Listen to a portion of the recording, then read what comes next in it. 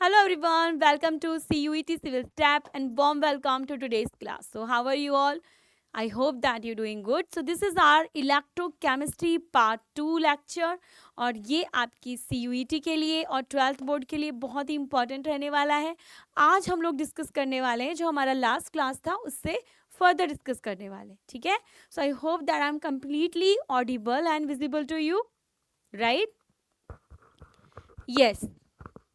चलिए, तो आज की क्लास को स्टार्ट करते हैं एवरीवन. अगर अभी तक आपने हमारे CUET चैनल को सब्सक्राइब नहीं किया है then do subscribe our channel that is CUET civil step और बेल आइकन को प्रेस करना है सो दैट आपको नोटिफिकेशन आए हमारी क्लासेस के.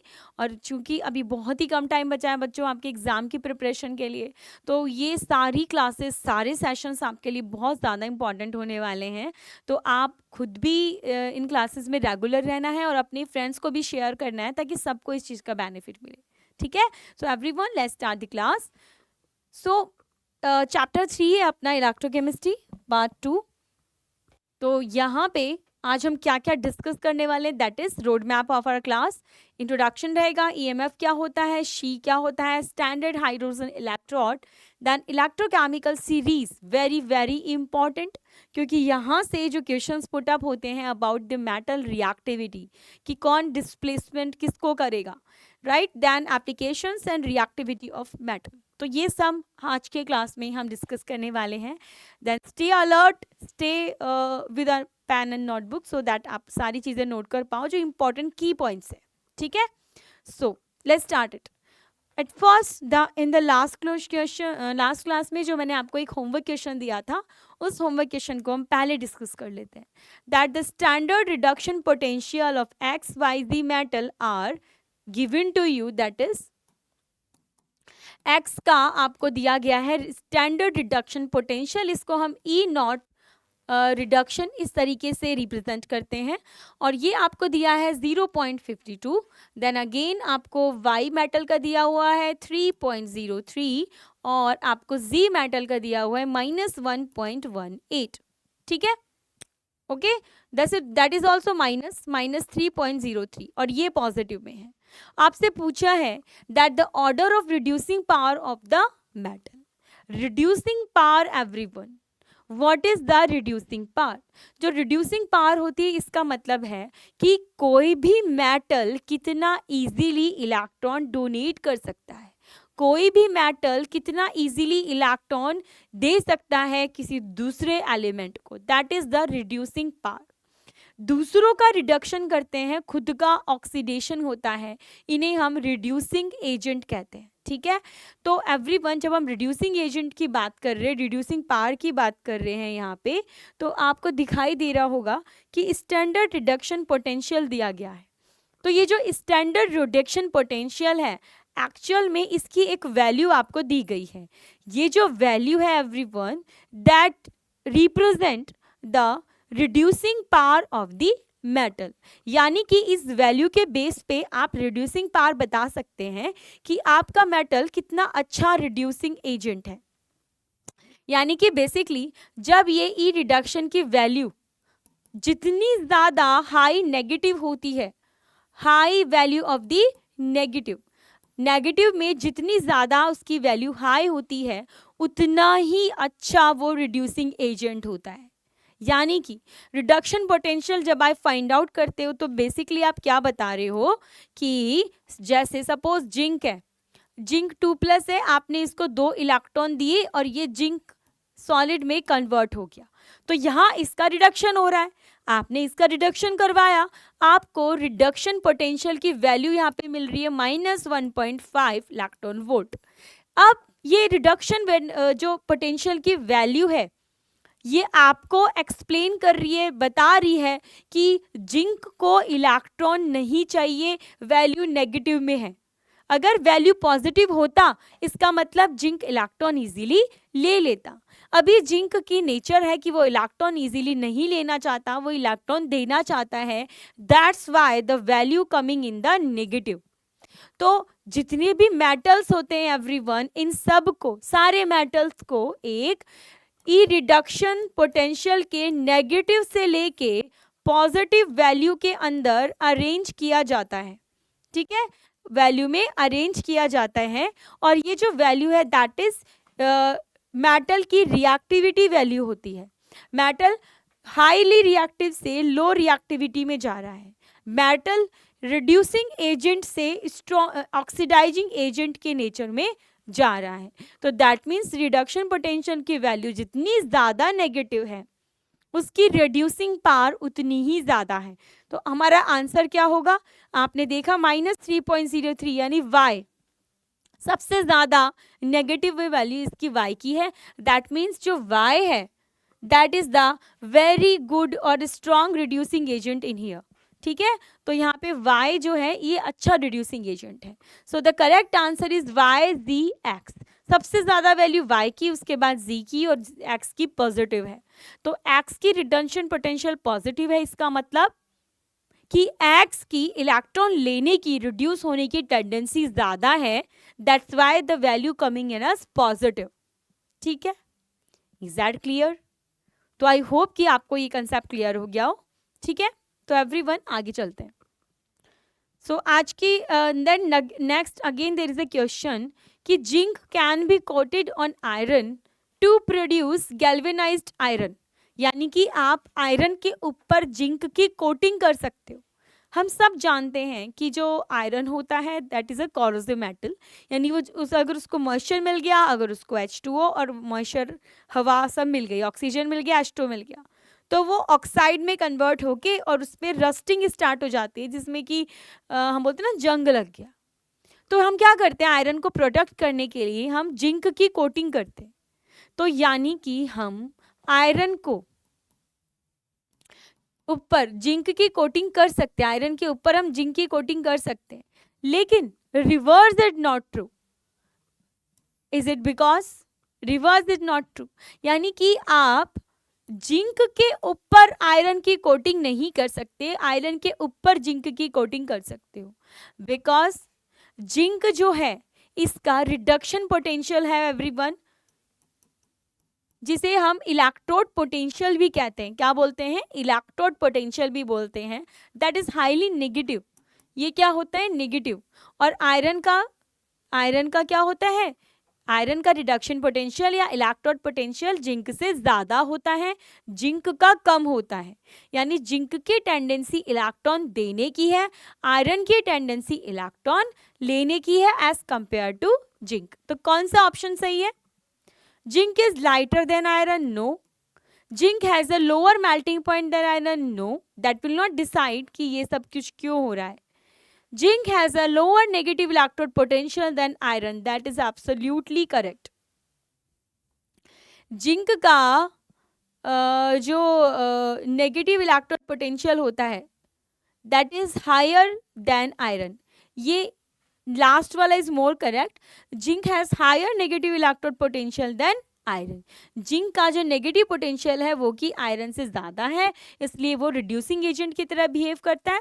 तो हम जिंक पर आयरन पर जिंक की कोटिंग कर सकते हैं, जिंक पर आयरन की कोटिंग नहीं कर सकते। गैल्वेनाइजेशन एक प्रोसेस होता है एवरीवन, जिसमें कि हम एक प्रोटेक्टिव जिंक कोटिंग अप्लाई करते हैं मेटल या आयरन या स्टील पे रस्टिंग को रोकने के लिए। ठीक है, next question on your screen. Which of the following statement true for an electrochemical cell? Everyone, कोई भी इलेक्ट्रोकेमिकल सेल होता है, मैंने आपको लास्ट क्लास के अंदर क्लियरली बताया था कि कोई भी इलेक्ट्रोकेमिकल सेल होगा उसके अंदर रिडक्शन और ऑक्सीडेशन ये कहाँ होता है। ठीक है, सो हम ऑप्शंस देखते हैं क्या क्या हमको गिवन है।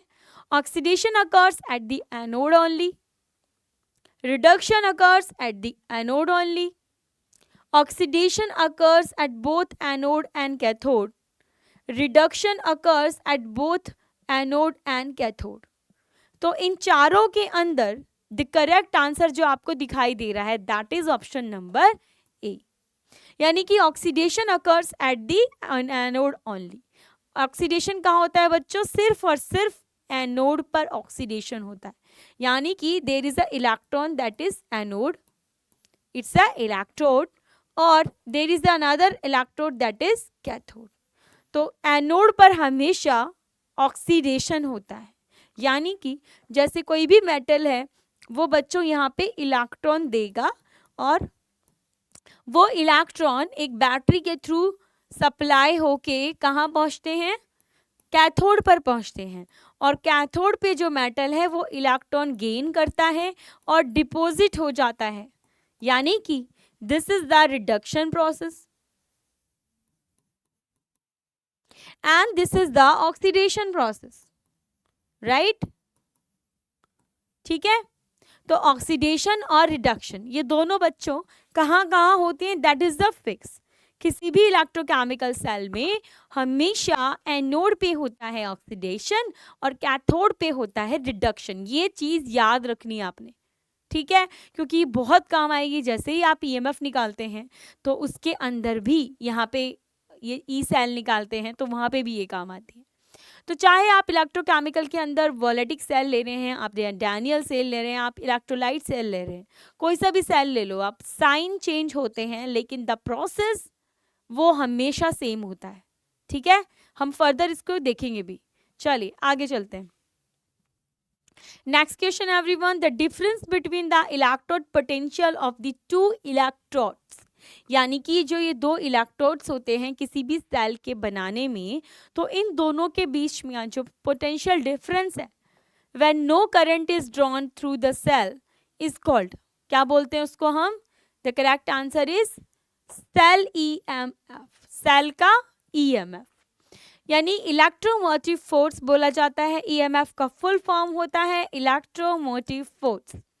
द इलेक्ट्रोमोटिव फोर्स या EMF is the energy provided by a cell or battery per coulomb of the charge passing through it.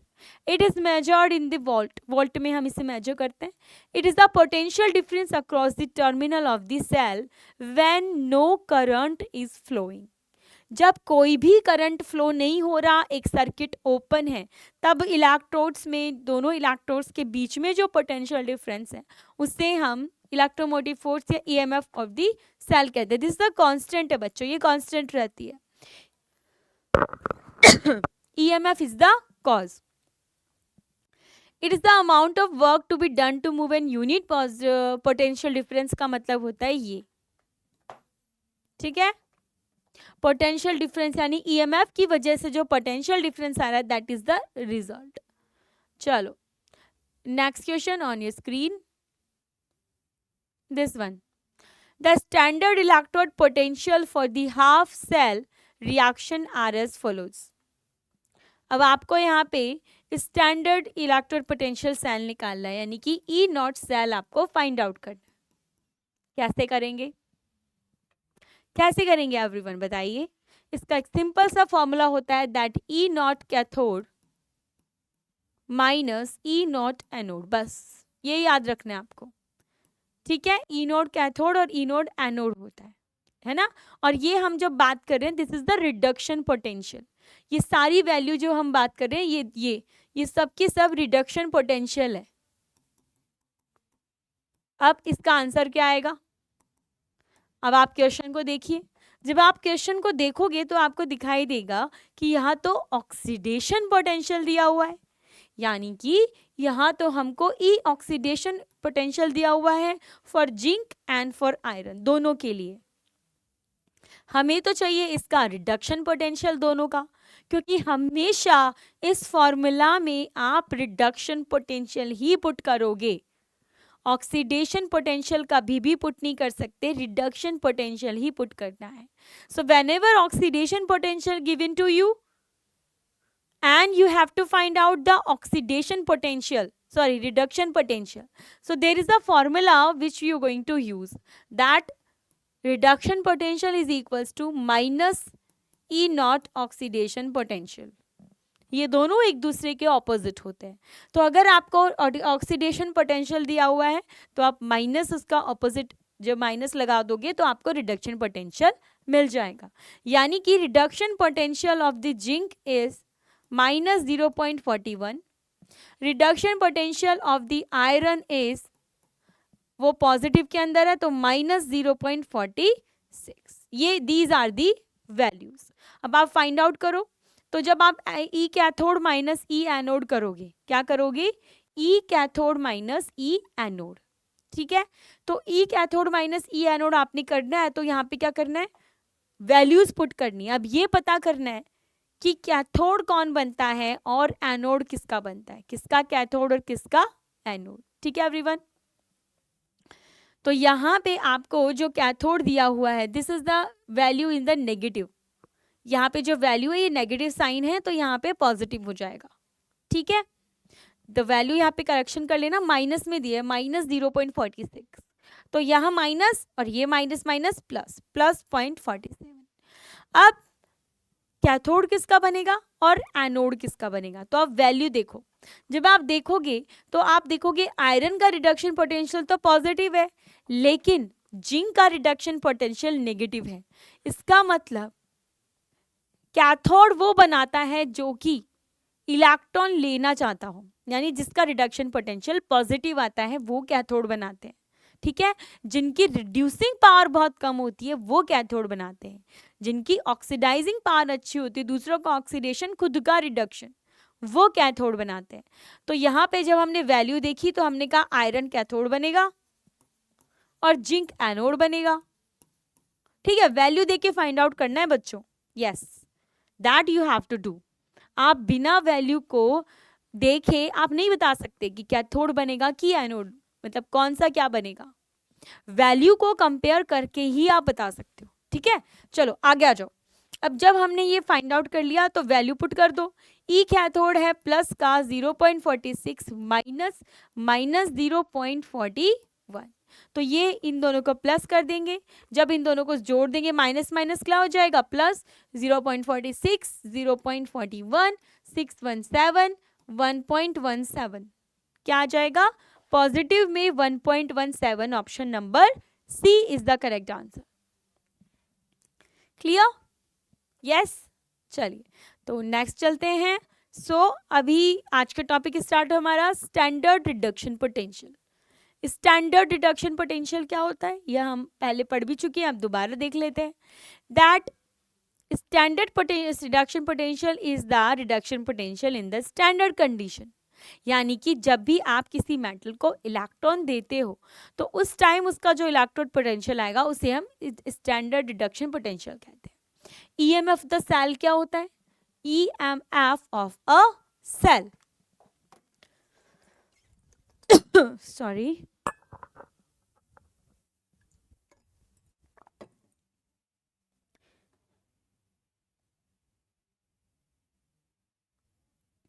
तो ईएमएफ ऑफ द सेल होता है बच्चों the difference in the potential, it is the difference in the potential across left and right electrode. Left और right electrode में जो potential में difference है उसे ही हम potential difference EMF of the cell कहते हैं। स्टैंडर्ड ईएमएफ, जब आप बात कर रहे हो ईएमएफ वैल्यू की इन द स्टैंडर्ड कंडीशन, यानी 1 atmosphere 298 kelvin temperature and the unit concentration of the ion, तो हम स्टैंडर्ड ईएमएफ की बात करते हैं। तो ई नॉट सेल फाइंड आउट कैसे, अभी जो हमने क्वेश्चन सॉल्व किया था वो इसी पे था। E naught cell is equals to E cathode minus E anode, ठीक है, ओके, या राइट माइनस लेफ्ट। बट मैं आपको बोलूंगी दैट बेस्ट इज दिस, और यहां पर आप बात कर रहे हो स्टैंडर्ड रिडक्शन पोटेंशियल की।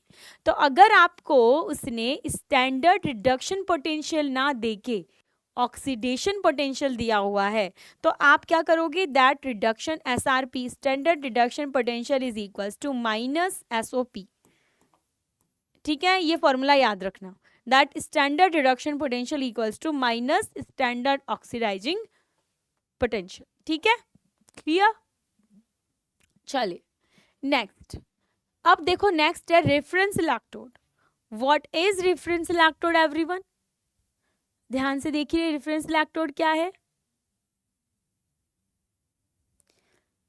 रेफरेंस इलेक्ट्रोड की हम बात करते हैं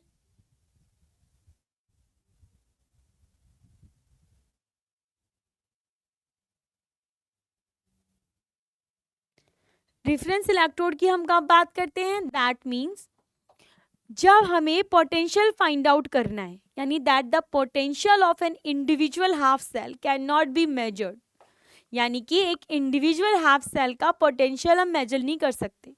इंडिविजुअल हाफ सेल मतलब देखो इस तरीके से हम हाफ सेल बनाते थे, इलेक्ट्रोलाइट सॉल्यूशन डाला, इलेक्ट्रोड डाला, और इसका मुझे इलेक्ट्रोड पोटेंशियल पता करना है, तो वो मैं इंडिविजुअल अकेले हाफ सेल का नहीं कर सकती। तो हम इस हाफ सेल को किसी दूसरे इलेक्ट्रोड हाफ सेल के स्टैंडर्ड यानी रेफरेंस मान के इसका पता कर सकते हैं। अगर कोई ऐसा इलेक्ट्रोड पोटेंशियल या ऐसा हाफ सेल मुझे मिल जाए जो हमने स्टैंडर्डाइज कर दिया, जिसकी इलेक्ट्रोड पोटेंशियल की वैल्यू हमें पता है, फिर हम उस नोन वैल्यू के रेफरेंस में अननोन वैल्यू को पता कर सकते हैं। जो इलेक्ट्रोड जिसकी वैल्यू नोन है, जिसके रेफरेंस में हम फाइंड आउट करते हैं, उसे हम बोलते हैं रेफरेंस इलेक्ट्रोड। क्या कहते हैं? Reference electrode. तो everyone, the potential of an individual half cell can not be measured, but the difference in the potential of two half cell can be measured experimentally। ये हम मेजर कर सकते हैं, तो ये कर लेते हैं। इसके लिए हमें क्या चाहिए? हमें जिसका निकालना है हमने उसको हाफ सेल बना दिया, जिसका हमें ऑलरेडी पता है उसका हमने हाफ सेल बना दिया और दोनों को कनेक्ट कर दिया। ठीक है, कैसे निकालना है अभी देखो, अभी पता चलेगा आपको। It is therefore necessary to couple the electrode with the another electrode whose potential is known। तो हमें क्या करना है कि एक इलेक्ट्रोड को उस इलेक्ट्रोड के साथ हम कपल कर देते हैं जिसका इलेक्ट्रोड हमें ऑलरेडी पोटेंशियल हमें ऑलरेडी पता है। This electrode is termed as reference electrode like standard hydrogen electrode or She। What we call it? She, SHE, standard hydrogen electrode, और हम इसे NHE भी बोलते हैं, नॉर्मल हाइड्रोजन इलेक्ट्रोड। ठीक है, यस। और इसका जो पोटेंशियल होता है ना everyone, E cell, that is considered as zero. क्या माना जाता है? इसका जीरो माना जाता है। देखो, that is the apparatus of the she. यहाँ पर आपको दिखाई दे रहा है एक बीकर है, इसके अंदर हमने क्या भरा हुआ है? हमने इसके अंदर इलेक्ट्रोलाइट का सॉल्यूशन भरा हुआ है, H+ आयन। अब बेसिकली जब आप हाइड्रोजन इलेक्ट्रोड की बात करते हो तो यहाँ पे सिर्फ हाइड्रोजन आयन होते हैं इन द एक्वस सॉल्यूशन। यहाँ से हाइड्रोजन गैस पास होती है इधर, वो हाइड्रोजन गैस यहाँ आती है। ठीक है, ये एक वायर है, ये एक क्या है बच्चों? वायर। और यहाँ पे प्लैटिनम की सरफेस है। दिस इज ये आपके अंदर यहाँ पे सॉल्ट ब्रिज आपको दिखाई दे रहा है जो कि दूसरे हाफ सेल के अंदर जाएगा। अब यहाँ पर ये जो वायर है, this wire, this will connect to the other half cell the battery के थ्रू। ये हाइड्रोजन गैस यहाँ पर आती है, यहाँ पे ऑक्सीडेशन और रिडक्शन दोनों पॉसिबल है। जो शी होता है उसमें हाइड्रोजन का ऑक्सीडेशन रिडक्शन दोनों पॉसिबल है, यानी आप इस इलेक्ट्रोड को एक एनोड की तरह और एक कैथोड की तरह, दोनों की तरह यूज कर सकते हो। ये अच्छी बात है। हमें तो एक ऐसा हाफ सेल चाहिए जिसका वैल्यू हमें पता हो, अननोन की हम फाइंड आउट कर लें। तो एवरीवन, आप इस हाफ सेल को एज ए कैथोड यूज कर सकते हो, एज ए एनोड यूज कर सकते हो। अगर आप इसे एज ए कैथोड यूज कर रहे हो तो क्या रिएक्शन होगी? 2H plus 2 electron is equals to 2H2 is equals to hydrogen. ये गैस बनेगी कैथोड पर जब आप इसे एज अ कैथोड यूज करोगे। अगर आप इसे एज ए एनोड यूज करोगे तो क्या होगा? हाइड्रोजन गैस आएगी 2H+ और 2 इलेक्ट्रॉन बाहर निकलेंगे। ये 2 इलेक्ट्रॉन चूंकि ये एनोड है तो ये फिर कैथोड पर ट्रेवल करके पहुंचेंगे। ठीक है, यानी कि ये दोनों तरीके से बिहेव कर सकता है। शी यानी standard hydrogen electron can behave as a anode as well as it can behave as a cathode. ठीक है, डन। चलिए, the hydrogen electrode can act as a cathode और anode with respect to another cathode. तो इसकी जो half cell reaction होती है that is like this. दिख रहा है आपको? एनोड बना हुआ है, 0 इसका इलेक्ट्रोड पोटेंशियल है। जब ये कैथोड बनेगा तो भी इसका इलेक्ट्रोड पोटेंशियल क्या होगा? 0। इसीलिए हमने इसको as a reference electrode use किया है। क्लियर? चलिए, अब बात करते हैं एवरीवन इलेक्ट्रोकेमिकल सीरीज की। What is the electrochemical series? इसके क्या कैरेक्टरिस्टिक होते हैं, इसकी क्या एप्लीकेशन होती है? ठीक है, चलिए इसको देखिए ध्यान से, क्या लिखा है यहाँ पे।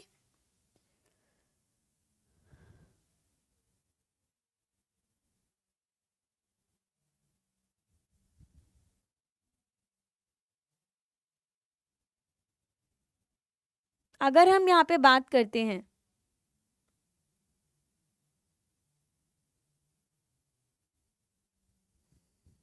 ठीक है, that characteristics of electrochemical series, the negative sign of SRP, यानी कि स्टैंडर्ड रिडक्शन पोटेंशियल का जो नेगेटिव साइन होता है वो क्या इंडिकेट करता है, मैंने आपको बताया वो ये इंडिकेट करता है दैट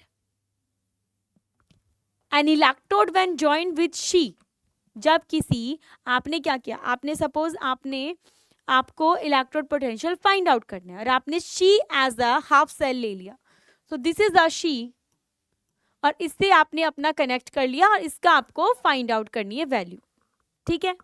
तो आपने जब फाइंड आउट किया तो आपका जो रिडक्शन पोटेंशियल, इलेक्ट्रोड पोटेंशियल आ रहा है दैट इज नेगेटिव।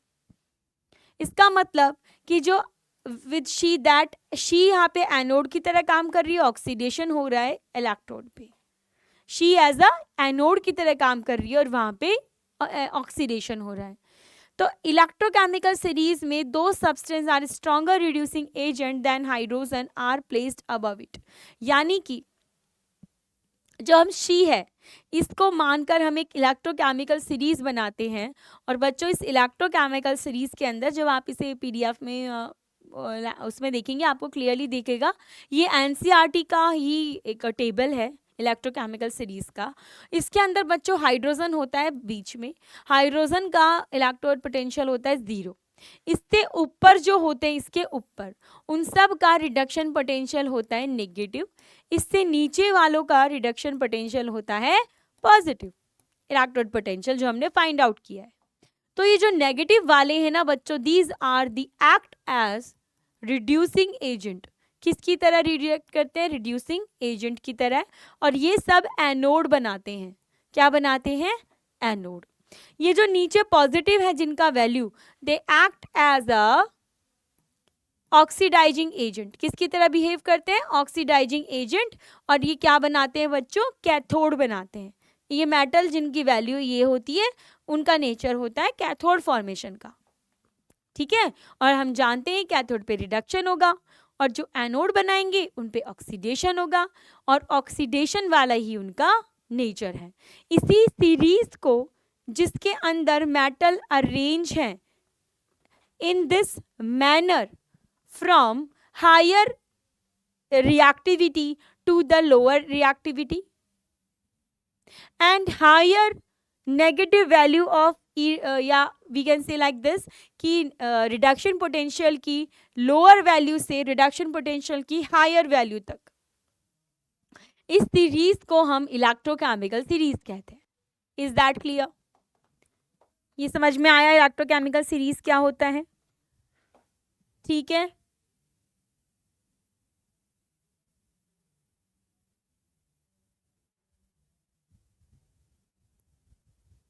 चलिए, तो अब इलेक्ट्रोकेमिकल सीरीज समझ में आ गया आपको।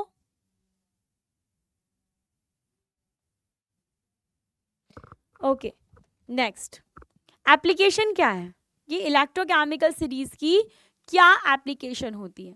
अगर हम एप्लीकेशन की बात करते हैं तो सबसे पहला है रिएक्टिविटी ऑफ द मेटल्स, यानी कि जो मेटल है उनकी रिएक्टिविटी की बात करते हैं। तो alkali metals and alkali earth metals, जो एल्केलाई मेटल्स है, एल्केलाई अर्थ मेटल्स है everyone, these are the S block elements. ये क्या है, एस ब्लॉक एलिमेंट्स हैं। तो जो एल्केलाई अर्थ मेटल्स है और एल्केलाई मेटल्स है, इनके इलेक्ट्रोड पोटेंशियल की वैल्यू हाईली नेगेटिव होती है। क्या होती है, हाईली नेगेटिव वैल्यू होती है स्टैंडर्ड रिडक्शन पोटेंशियल की। ऐसे मेटल्स जिनकी SRP values very very negative होती है, they are the strong reducing agent, they are the very very chemically reactive बोलते हैं इनको, रिएक्टिव मेटल्स बोलते हैं। और ये क्या करते हैं, जैसे ही पानी के साथ रिएक्ट करते हैं वाटर के साथ में, ये हाइड्रोजन गैस निकालते हैं, क्या बनाते हैं, हाइड्रोजन गैस डिसॉल्व करते हैं। In the acids. Hydrogen gas बाहर निकालते हैं, react with the acid. Metals like iron, lead, tin, nickel, cobalt do not react with cold water. ये वाटर के साथ रिएक्ट नहीं करते, ये तो पानी के साथ भी रिएक्ट करते हैं, एसिड के साथ हाइड्रोजन गैस बाहर निकालते हैं। जबकि ये वाले मेटल ये वाटर के साथ रिएक्ट नहीं करते, लेकिन ये हाइड्रोजन गैस निकालते हैं। मेटल जैसे lithium, beryllium, copper, silver, gold जो कि हाइड्रोजन से नीचे प्रेजेंट होते हैं, हाइड्रोजन से नीचे प्रेजेंट होते हैं, ये क्या है, बहुत ही कम रिएक्टिव होते हैं और हाइड्रोजन गैस भी नहीं निकालते। तो बेसिकली ये हाइड्रोजन गैस निकालने वाला क्या चक्कर है कि अगर आपका मेटल रिएक्टिव है, सपोज आपका जो मेटल है वो रिएक्टिव है ना, तो देखो रिएक्टिव मेटल प्लस दूसरा मेटल किसी भी सॉल्ट में प्रेजेंट है, this is the basically salt of any metal. तो अगर हम यहाँ पे बात करते हैं, जैसे हमने मान लो एसिड ले लिया, एसिड ले लो, तो एसिड में कौन है, H2SO4। तो कोई भी जो मेटल वो रिएक्टिव है, which metal is reactive everyone, वो क्या करता है, वो मेटल यहाँ से हाइड्रोजन गैस को बाहर निकाल के खुद सॉल्ट बना लेता है और H2 गैस इवॉल्व होती, इसे बोलते हैं गैस इवॉल्व होना। यानी कि उस मेटल ने हाइड्रोजन को रिप्लेस कर दिया, इसे हम डिस्प्लेसमेंट रिएक्शन भी कहते हैं, इसे हम डिस्प्लेसमेंट रिएक्शन भी कहते हैं। और ये रिएक्शन कौन देता है, रिएक्टिव मेटल्स, यानी कि रिएक्टिव मेटल्स जिनके ई रिडक्शन पोटेंशियल की वैल्यू नेगेटिव होती है। ठीक है, तो इसको हम बोलते हैं कि इस मेटल ने हाइड्रोजन रिप्लेस कर दी, हाइड्रोजन गैस इवॉल्व करी, तो बेसिकली वो ये हो रहा है। अब आप अगर ध्यान से देखोगे तो यहाँ पे ये मेटल जो कि जीरो ऑक्सीडेशन स्टेट में था, यहाँ पर इस सॉल्ट में वो पॉजिटिव स्टेट के अंदर आ गया है, उसका ऑक्सीडेशन हो गया है, उसका क्या हो गया है, ऑक्सीडेशन हो गया है। इसी तरीके से ये हाइड्रोजन बच्चों यहाँ पॉजिटिव स्टेट में था और ये अब जीरो ऑक्सीडेशन स्टेट में पहुंच चुका है, मतलब इसका रिडक्शन हो गया है। ठीक है, तो हाइड्रोजन को रिप्लेस वो ही मेटल कर सकते हैं जो कि हाइड्रोजन के ऊपर प्रेजेंट होते हैं इन द इलेक्ट्रोकेमिकल सीरीज। दोबारा से सुनिए, हाइड्रोजन को रिप्लेस करने वाले मेटल सिर्फ वो मेटल होते हैं जो हाइड्रोजन के ऊपर प्रेजेंट होते हैं इन द इलेक्ट्रोकेमिकल सीरीज। यानी कि हाइड्रोजन से ज्यादा रिएक्टिव मेटल्स ही हाइड्रोजन को रिप्लेस कर सकते हैं। सो कैन आई से लाइक दिस, कैन वी से लाइक दिस दैट, यहीं पे लिखते हैं, more reactive metal can displace, more reactive metal can displace less reactive metals. This is the golden rule, remember it always.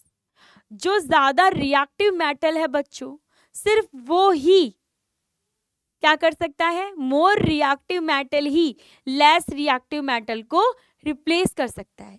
और इसको याद करने का, समझने का एक और तरीका है, यानी कि जिसकी रिडक्शन पोटेंशियल की वैल्यू, जिसकी रिडक्शन पोटेंशियल की वैल्यू कम होती है वो ज्यादा रिएक्टिव होता है। मोर रिएक्टिव कौन होगा, लोअर रिडक्शन पोटेंशियल वैल्यू, ऐसे आप पहचान सकते हो।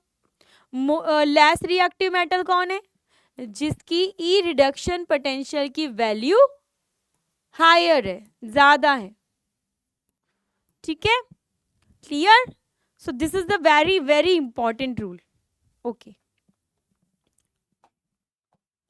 चलो अब यहाँ पे एक सेकेंड एप्लीकेशन क्या है, that electropositive character of metal, metal का electropositive character. The electropositive character of the metal decreases from top to bottom, यानी कि ये इलेक्ट्रोकेमिकल सीरीज है। यहाँ बीच में कहीं हाइड्रोजन प्रेजेंट होता है, यहाँ से यहाँ ई रिडक्शन पोटेंशियल की वैल्यू यहाँ से यहाँ पे इंक्रीज हो रही है, बढ़ रही है। मेटल यहाँ था और यहाँ पहुँच रहा है। अब जो मेटल है बच्चों, जब वो टॉप टू बॉटम जाएगा इन द सीरीज, उसका इलेक्ट्रोपॉजिटिव कैरेक्टर डिक्रीज होगा। तो उसको पता करने के लिए ये पता होना चाहिए what is the electropositive character. Electropositive character क्या है मैम? ये क्या चीज है जो बार बार आ रही है? कुछ भी नहीं है। एक मेटल कितना इजीली इलेक्ट्रॉन डोनेट कर सकता है, वो उसकी इलेक्ट्रोपॉजिटिविटी होती है। यानी कि अगर हम इसको ऐसे समझे कि जो एस ब्लॉक के एलिमेंट होते हैं, कौन होते हैं बच्चों? जो एस ब्लॉक के एलिमेंट होते हैं उनकी पॉजिटिविटी सबसे ज्यादा होती है। सुन लो, एस ब्लॉक है पीरियोडिक टेबल के सबसे ज्यादा लेफ्ट में प्रेजेंट होते हैं। जब हम लेफ्ट टू राइट जाएंगे, इलेक्ट्रोनेगेटिविटी बढ़ेगी, आयोनाइजेशन एनर्जी बढ़ेगी, दैट मीन्स इलेक्ट्रोपॉजिटिविटी डिक्रीज हो जाएगी, इलेक्ट्रोनेगेटिविटी इंक्रीज होगी। तो इलेक्ट्रोपॉजिटिविटी का मतलब सिंपल सा है कि कितना ज्यादा मेटालिक नेचर है, कितना इजीली इलेक्ट्रॉन डोनेट कर देगा, है ना। तो यानी कि ये सिंपली मेटालिक नेचर को बता रहा है, मेटालिक नेचर को बता रहा है। ठीक है, तो जब आप ऊपर से नीचे जाओगे तो ये इलेक्ट्रोपॉजिटिविटी भी डिक्रीज हो जाएगी। वाई? क्योंकि आपको पता है कि हाइड्रोजन से नीचे वाले तो सारे रिडक्शन पोटेंशियल पॉजिटिव में होते हैं, यानी कि उनकी इलेक्ट्रॉन लेने की टेंडेंसी बढ़ रही है, देने की नहीं हो रही है। इलेक्ट्रॉन देने की टेंडेंसी ऊपर से नीचे आने पे कम होती जा रही है। ये है हमारी इलेक्ट्रोकेमिकल सीरीज और ये हमारा सेकेंड एप्लीकेशन। ठीक है, चलिए नेक्स्ट थर्ड है डिस्प्लेसमेंट रिएक्शन। एवरीवन, क्या हमने ये डिस्कस किया है डिटेल में? तो आपको कोई doubt? No. What is the displacement reaction? The metal having low SRP, अभी बताया ना मैंने आपको, इधर देखो इधर देखो इधर देखो, लो रिडक्शन पोटेंशियल, एसआरपी है ना ये रिडक्शन पोटेंशियल, इसको एसआरपी बोलते हैं ना, स्टैंडर्ड रिडक्शन पोटेंशियल। तो जिसकी स्टैंडर्ड रिडक्शन पोटेंशियल लो होती है वो क्या होते हैं? देखो, the metal having low SRP will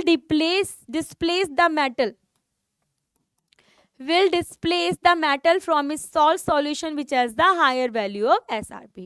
The same thing जो कि मैंने आपको अभी समझाई है वही है ये भी। ठीक है, तो याद रखना है। Then है reducing power of the metals। अगर हम reducing power of the metal की बात करते हैं तो reducing nature decreases from top to bottom। यानी कि जब आप इलेक्ट्रोकेमिकल सीरीज में एवरीवन ऊपर से नीचे जाते हैं तो जो रिड्यूसिंग पावर है वो भी डिक्रीज हो रही है ना। This is your electrochemical series, आप ऊपर से नीचे जा रहे हो तो रिडक्शन पोटेंशियल की वैल्यू बढ़ रही है, यानी कि रिडक्शन पोटेंशियल बढ़ रहा है, यानी कि मेटल की इलेक्ट्रॉन लेने की टेंडेंसी बढ़ रही है, तो रिड्यूसिंग पावर तो कम हो जाएगी। रिड्यूसिंग पावर का मतलब मेटल कितना इजीली इलेक्ट्रॉन डोनेट कर सकता है, that is the reducing power.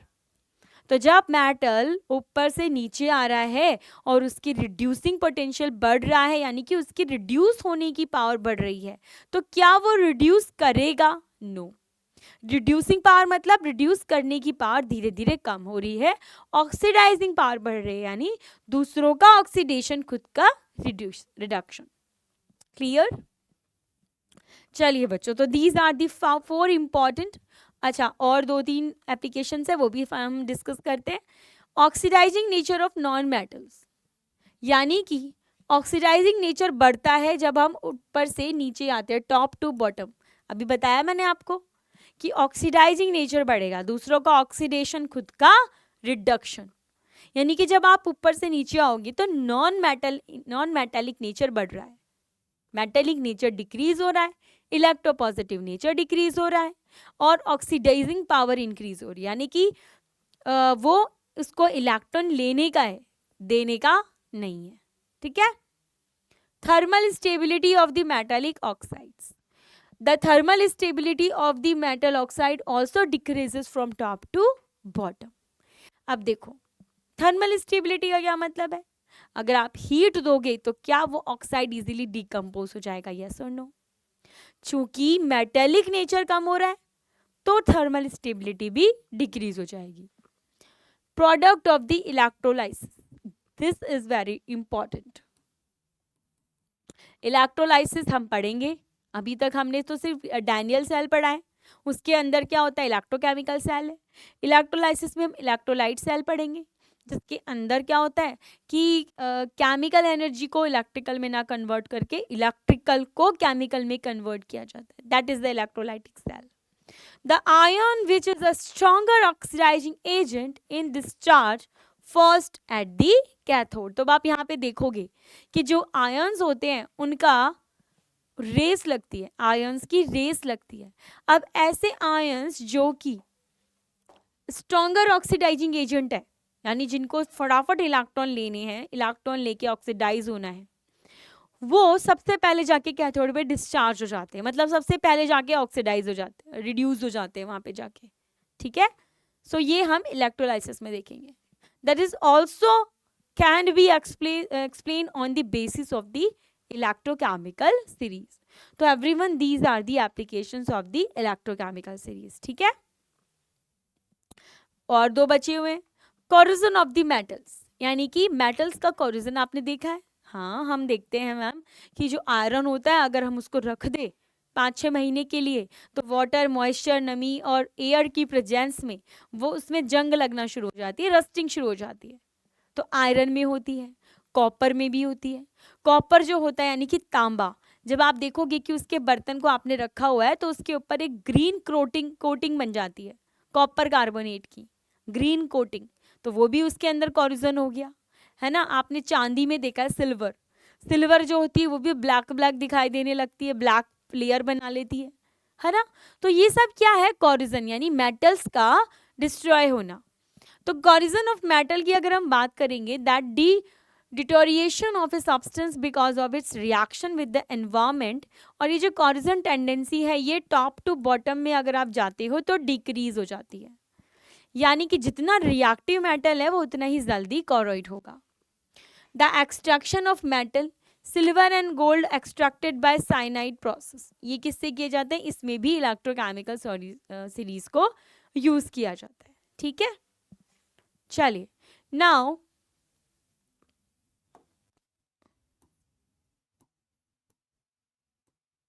इससे आगे एवरीवन हम नेक्स्ट क्लास में करते हैं, ठीक है। So thank you so much for today's class and I hope कि आपको सारी चीज़ें क्लियर हुई। अगर आपको कोई भी डाउट है then you can let me know in the comment section. मैं आपको फाइनली और कंप्लीटली एड्रेस करूँगी इस डाउट को और हम नेक्स्ट क्लास में उसको डिस्कस कर लेंगे, ठीक है। सो अगर आपको ये क्लास इन्फॉर्मेटिव लगी, आपको अच्छी लगी, then you can like the session और इसको शेयर भी कर दीजिए अपने फ्रेंड्स के साथ में, सो दैट उनको भी पूरा हेल्पफुल हो, ताकि एग्ज़ाम की प्रिपरेशन अभी करनी है। Okay, so bye bye everyone, have a good day and all the best for exam preparation.